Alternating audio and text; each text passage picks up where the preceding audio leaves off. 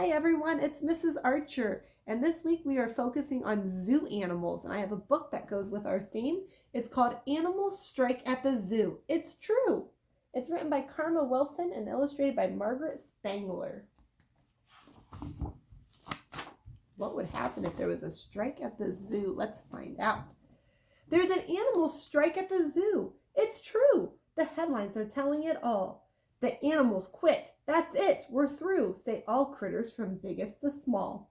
It says no more peanuts. That's it. We quit. We're through. Oh no.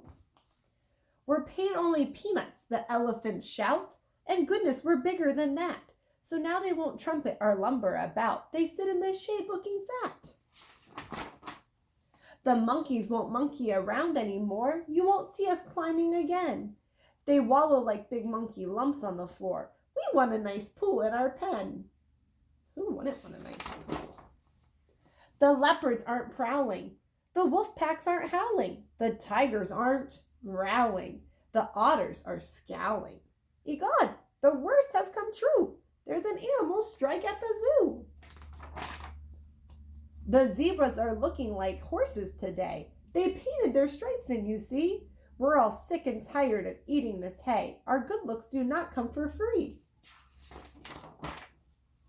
Those silly giraffes are not any better. You won't see our necks anymore. They're knitting themselves lots of turtleneck sweaters, which go from their heads to the floor. Those are some funny looking giraffes.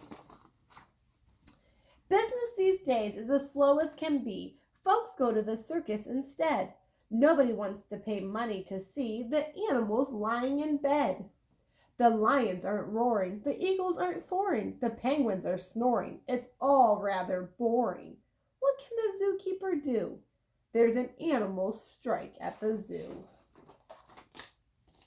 He really is doing the best that he can. The elephants all got a raise.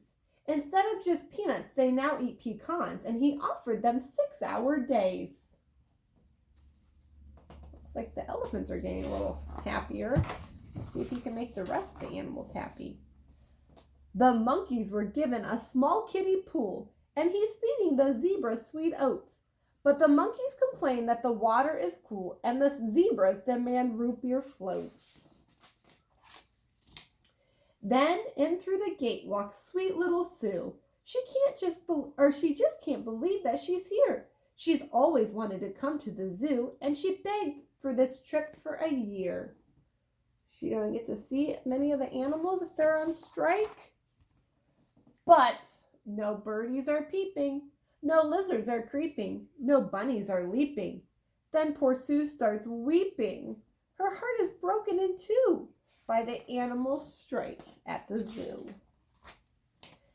As tears start to streak down her cute rosy face, the animals watch that wee child. A deep hush of sadness falls over the place. And then they go totally wild, with roaring and peeping and howling and growling. All critters from biggest to small start soaring and creeping and leaping and prowling. Then little Sue laughs at them all.